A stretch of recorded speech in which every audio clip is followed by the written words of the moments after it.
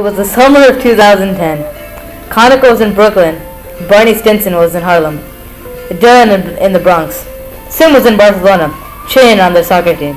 They all decided to meet in Madagascar because they were young and crazy, and because on Friday, June 13th, they had all received already paid tickets in the mail and a phone confirmation from a mysterious stranger. Why not, they all thought, not thinking about the intentions behind this mysterious gesture. After a week, Kanika, Barney, and Dylan met up at JFK to embark on their Madagascar adventure, and Simon would meet them out there. Upon arriving, they were shocked to find out that the person that gave them the ticket was a CIA agent. They checked into the magnificent 5-star hotel underwater. Around an hour later, Simon arrived and everyone decided to take on the sights of Madagascar. They checked with the concierge to see what places were best to visit during their stay. He told them about a beautiful waterfall in a very popular jungle, and they decided to explore that first. After a 2-hour car ride, they arrived at the jungle and started to trek by themselves. A couple of miles in their journey, Simon slipped into a dugout which was about 100 feet deep. Barney, Dylan, and Kanika only noticed this a few minutes later and started to panic on where and how they had lost their Barcelona supporting friend. Dylan took his handy-dandy rope out of his backpack and tied it to a rock. They all climbed down the hole to find Simon. When they climbed down, they found themselves enclosed in a rather secluded underground area with high walls suggesting there was, in fact, a building of sorts. Shocked, the three of them realized the whole trip had been a trap. In the midst of everything, no one realized that Simon was still missing.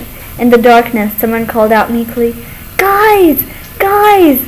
Save me!" Dylan, Barney, and Kanika could not hear their friend cry out in terror. She kept screaming, "Help! Help! The people of Madrid are coming!"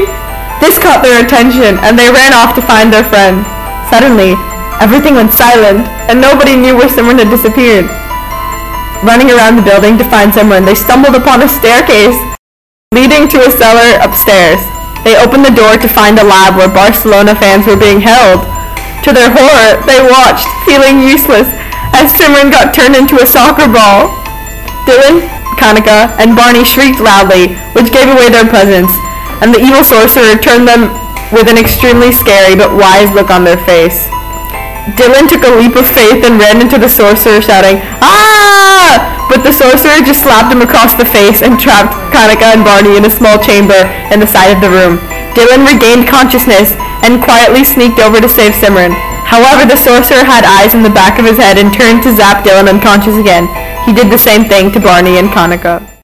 They woke the next morning to find themselves in their hotel room with massive headaches and no recollection of the previous night. On their side table, they found a letter addressed to them explaining how Simran had been turned into a soccer ball and was now playing in the game for the Real Madrid team. They quickly turned on the TV and saw the game between Real Madrid and Barcelona. Barcelona scored their first goal and many more in the next minutes leading up to the end of the game. Barcelona had won, and this was the end of Simran. Barney and Dylan and Kanika were shocked. "Well, at least she's in a better place now," whispered Kanika in sadness. They decided not to let the bad news ruin their trip and continued to enjoy the sights of Madagascar. "Next up, the beach," cried Barney, "and this time it's Dylan's turn to die," mumbled Kanika as the three of them marched off in the sunlight.